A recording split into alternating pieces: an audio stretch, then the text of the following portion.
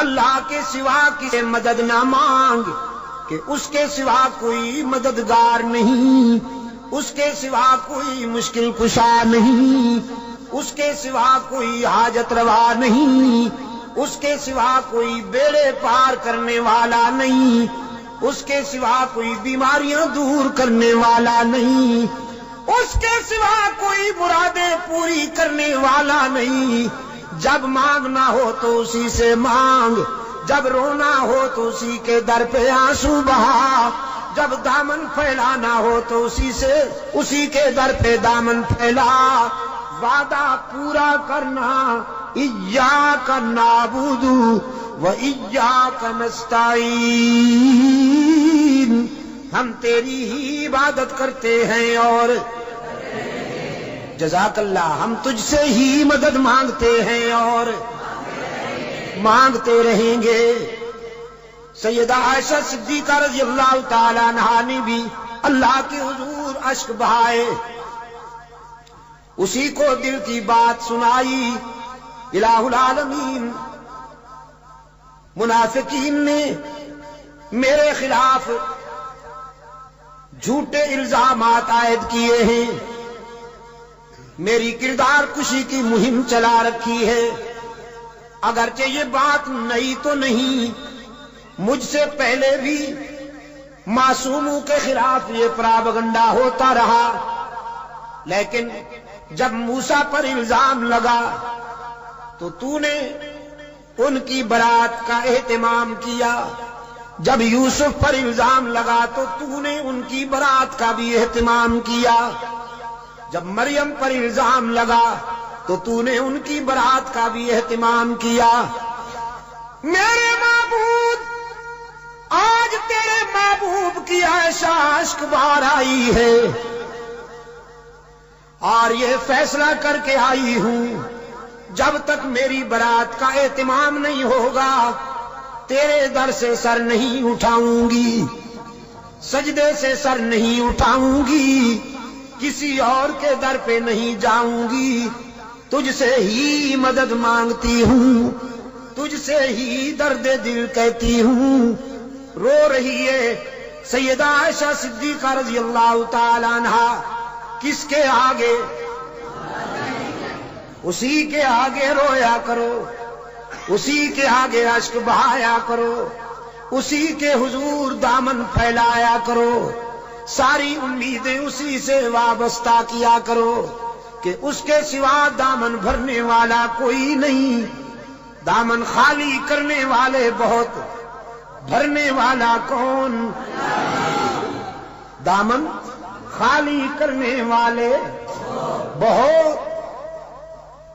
بیٹھے ہوئے ہیں فنکار، جھنڈیاں لہرا رہی ہیں، زلفیں جا رہی ہیں، چادریں اوڑھی ہوئی، قبریں سجائی ہوئی، جھنڈیاں لہرائی ہوئی، چادر اوڑھے ہوئے بیٹھے ہیں، جیسے آسمان سے اتری ہوئی چیز ہو کوئی، اور سادہ لو انسانوں سے کہتے ہیں کچھ لے کے آؤ گے تو کچھ لے کے جاؤ گے، خالی ہاتھ آؤ گے تو خالی ہاتھ جاؤ گے، لیکن اس کے در رحمت سے صدا آتی ہے کچھ نہ لے کے آؤ سب کچھ لے کے جاؤ، خالی ہاتھ آؤ دامن بھر کے جاؤ۔ قال ربکم ادعونی استجب لکم ان الذین یستکبرون عن عبادتی سیدخلون جہنم داخرین۔ دنیا والوں سے مانگا جائے تو ناراض ہوتے ہیں، نہ مانگا جائے تو خوش ہوتے ہیں، لیکن یہ داتا وہ ہے کہ یہ مانگنے والوں سے خوش ہوتا ہے، نہ مانگنے والوں سے ناراض ہوتا ہے۔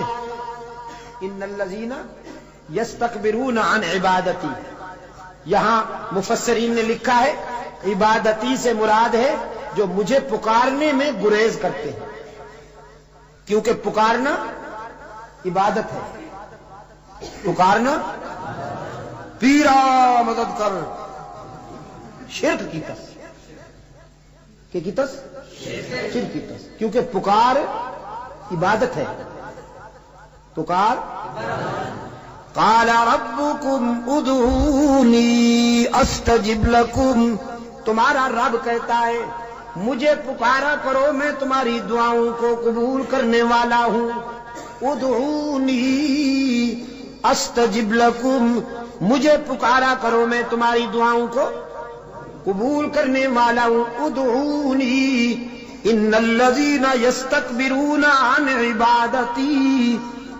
یقیناً وہ لوگ جو مجھے پکارنے میں گریز کرتے ہیں، مجھ سے مانگنے میں گریز کرتے ہیں، سیدخلون جہنم داخرین،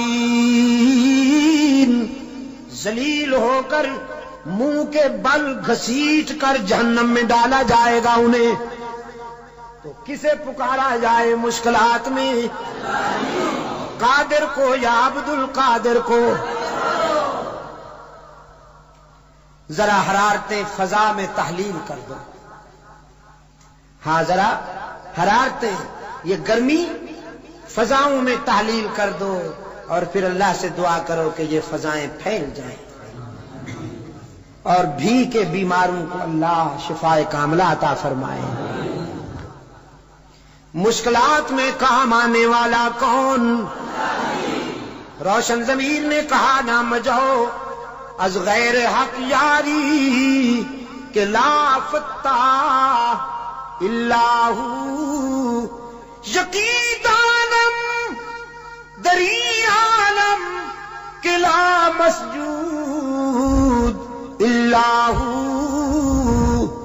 ولا معبود فی الکونین لا موجود الا ہو، کوئی مانے یا نہ مانے لیکن میرا تو ایمان ہے کہ اس کے سوا پوری کائنات میں کوئی مسجود نہیں، اس کے سوا پوری کائنات میں کوئی مسجود، نبی مسجود، رسول مسجود، تو پھر کاما والی سرکار کیسے مسجود ہو گئی؟ سبحان اللہ۔ قرآن کریم میں جگہ جگہ پر فکر انسانی کو متوجہ کیا گیا ہے کہ نیاز مندیاں، اپنی جبین کی نیاز مندیاں اللہ کے لیے وقف کرنی ہوں گی۔ فرمایا لعن اللہ الیہود والنصارى، اللہ کے رسول صلی اللہ علیہ وسلم نے فرمایا یہودیوں پر، نصرانیوں پر اللہ کی لعنت۔ کیوں؟ اتخذوا قبور انبیائہم مساجدا، کہ انہوں نے نبیوں کی قبروں کو سجدہ گاہ بنا دیا۔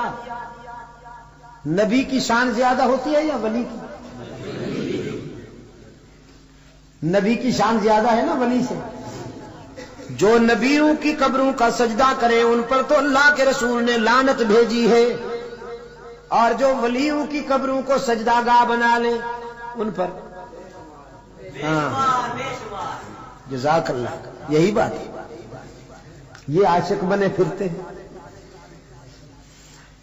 نبیوں اور رسولوں کی قبروں پر سجدہ کرنے والے ملعون، تو ولیوں کی قبروں پر سجدہ کرنے والے ڈبل ملعون۔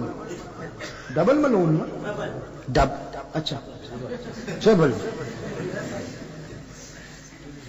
انسانی جبین کی عاجزیوں کے لیے حقیقی مسجود کون؟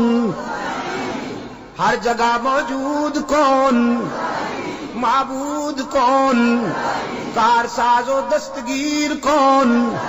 حاجت روا و مشکل کشا کون؟ سیدہ عائشہ صدیقہ رضی اللہ تعالی عنہا نے آنسو بہائے ہیں اللہ کے در پر، درد دل سنایا ہے علیم بذات الصدور کو۔ سورہ نور آئی، قلب رسول پر وحی کی صداقت چمکی، فرمایا الخبیثات للخبیثین والخبیثون للخبیثات والطیبات للطیبین والطیبون للطیبات اولئک مبرؤون مما یقولون لہم مغفرۃ ورزق کریم. پاک باز بیویاں پاک باز شوہروں کے لیے، گندی بیویاں گندے شوہروں کے لیے، پاک باز شوہر پاک باز بیویوں کے لیے، گندے شوہر گندی بیویوں کے لیے قرآن ہے. آپ سمجھے کہ نہیں؟ قرآن اور کلام فطرت ہے یہ. اگر اپنی بیوی کو پاک دامن رکھنا چاہتے ہو تو خود بھی پاک دامن رہا کرو، لیکن اگر تم تاڑ جھانک کرو گے تو ادھر بھی سلسلہ شروع ہو جائے گا، تمہیں معلوم ہو یا نہ ہو.